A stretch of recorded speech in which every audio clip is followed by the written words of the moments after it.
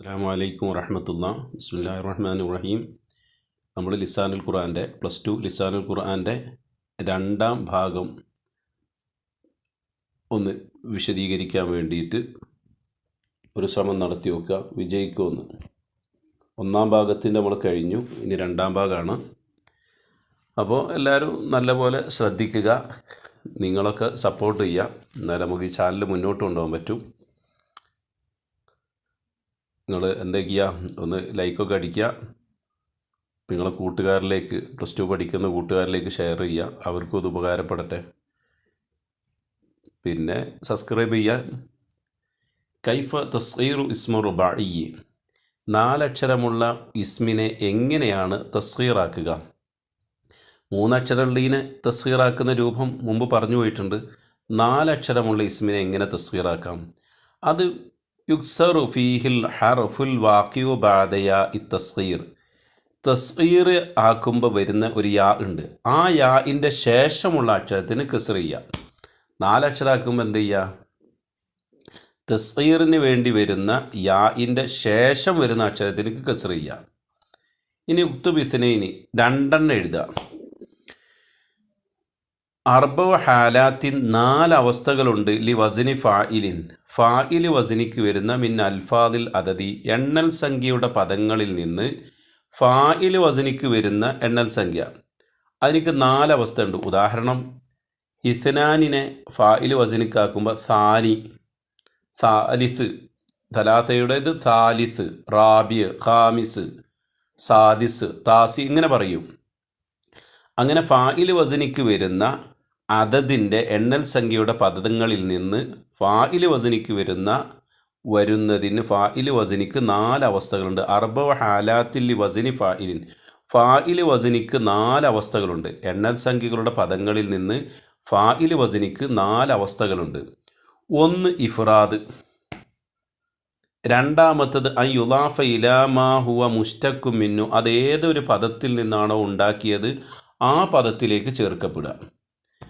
3-മത്തത് അൻ യുളാഫ ഇലാ മാ ദൂനഹു, അതിനേക്കാൾ ചെറിയതിലേക്ക് ചേർത്തി കൊടുക്കുക. അൻ യൻസുബ മാ ദൂനഹു, അതിനേക്കാൾ ചെറിയതിനിക്ക് നസ്ബ് ചെയ്യുക. ഇങ്ങനെ 4 അവസ്ഥകളാണുള്ളത്. ഇതിൽ നിന്ന് 2 എഴുതിയാൽ മതി. ഇനി സലാത്തുത്ത് അക്സാമിൻ ലി മഹദൂഫി ലി തർഹീമി, നമ്മൾ ആദ്യം പറഞ്ഞു തർഹീമ നെഹദിഫ് ആഖിറൽ മുനാദ, മുനാദയുടെ അവസാനത്തെ കളയുന്നതിനാണ് തർഹീം എന്ന് പറയുക. മുനാദ എന്ന് പറഞ്ഞാൽ യാ എന്ന പദത്തിന് ശേഷം ഒരാളെ വിളിക്കും, ആ വിളിക്കപ്പെടുന്ന സാധനത്തിനാണ് മുനാദ എന്ന് പറയുക. ആ മുനാദയുടെ അവസാനത്തെ കളയുന്നതിന്, അവസാനത്തെ അക്ഷരങ്ങളെ കളയും, ആ കളഞ്ഞുകൊണ്ട് ആ കളയുന്നതിനാണ് തർഹീം എന്ന് പറയുക. അപ്പോൾ തർഹീമിന് വേണ്ടി ഒരു പദത്തിൻ്റെ ഒരു ഇസ്മിൻ്റെ അവസാനത്തെ കളയുന്നതിന് 3 ഇനങ്ങളാണ്. അങ്ങനെ കളയുന്നത് 3 ഇനങ്ങളാണ്. തർഹീമിന് വേണ്ടി ഒരു ഇസ്മിൻ്റെ അവസാനത്തെ കളയുന്നത് 3 തരത്തിലാണ്. 1-മത്തെ തരം അൻ യകൂന ഹർഫൻ വാഹിദൻ, ഒരക്ഷരത്തെ കളയുന്ന ഒരു രീതി, അതാണ് ഒരു കിസ്മ്, ഒരിനം.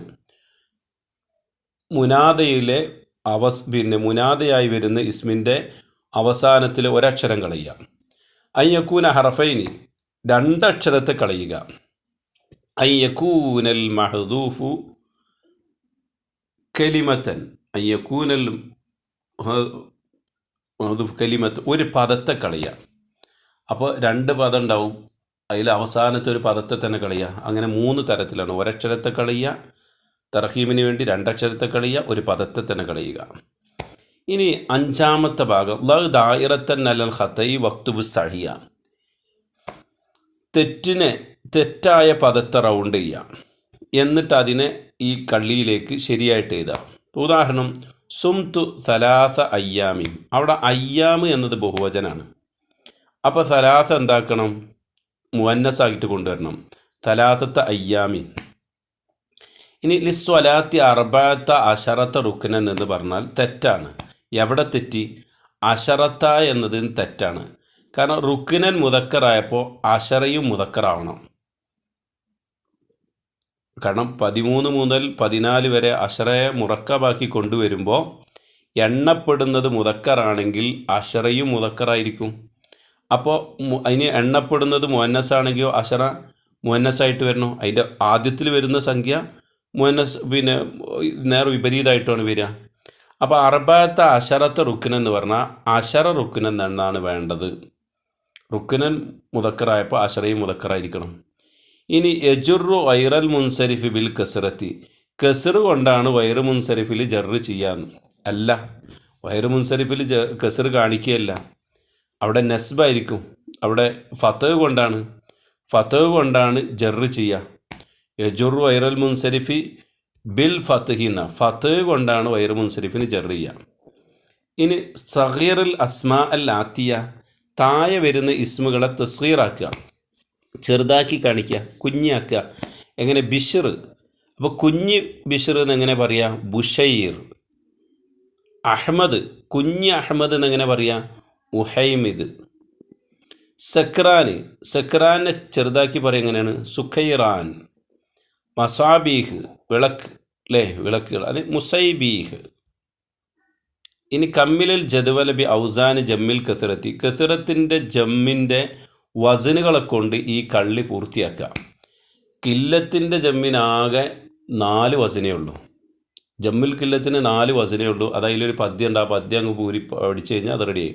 കത്തിറത്തിൻ്റെ ജമ്മ് 10 പറയുന്നുണ്ട്, ഒരുപാടെണ്ണം ഉണ്ട്, പക്ഷേ 10 പാഠപുസ്തകത്തിൽ പറഞ്ഞത്. അതിലിതാക്കണം ഫുഅലുൻ, ഫിഅലുൻ, പിന്നെ ഫആലീലു. അപ്പോൾ ഇത് ക്രമത്തിൽ എഴുതണം, തെറ്റാതെ. ഫിഅൽ കഴിഞ്ഞാൽ ഫആലിലാണ്, പിന്നെ ഫവാഇലാണ്, പിന്നെ ഫആഇലാണ്, പിന്നെ അഫാഇലാണ്, പിന്നെ അഫാഇലാണ്.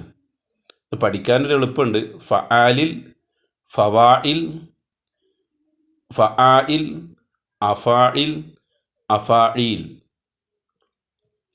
പിന്നെ തർജ്ജമ ചെയ്യാനാണ് 8ാമത്തെ പാർട്ട്. റഅയ്തു മസ്ജിദൻ, ഞാൻ പള്ളിയെ കണ്ടു. ലഹു അഅമിദത്തുൻ, ആ പള്ളിക്ക് തൂണുകളുണ്ട്. വഫീഹി അഫിർഷത്തുൻ, അതിനെന്തുണ്ട്? ആ പള്ളിയിൽ വിരിപ്പുണ്ട്. വലഹു അബ്വാബുൻ, ആ പള്ളിക്ക് വാതിലുകളുമുണ്ട്. ഇതിനെ ഒരു തർജ്ജമായിട്ട് അങ്ങ് ഒറ്റയടിക്ക് എഴുതുകയാണെങ്കിൽ നമുക്ക് ലാസ്റ്റ് നിന്ന് എഴുതാം.